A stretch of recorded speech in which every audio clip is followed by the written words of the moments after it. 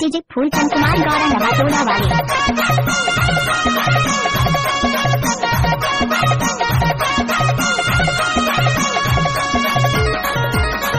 DJ Phoolchand Kumar Nawatola वाले बाड़ी के तीर में तू मनार बेला जात सगा होते बनाए लिखा तोला।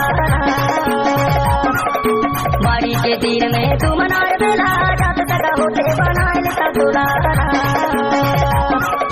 लड़कन लगा तो दिशा नन्ना पोसा तोर मोर जो रही सब चोई लगा।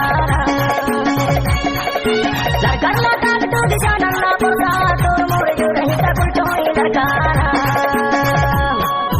बाड़ी के तीर में तू मनार बेला जात सगा होते बनाए लिखा तोला।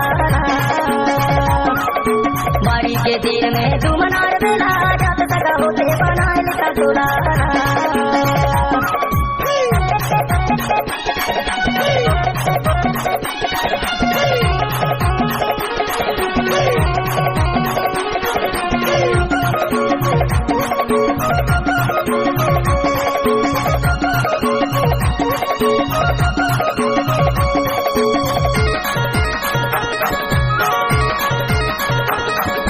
राते बाती साना हेल कजना हाय कानी हम घुंघरू गले में चला है।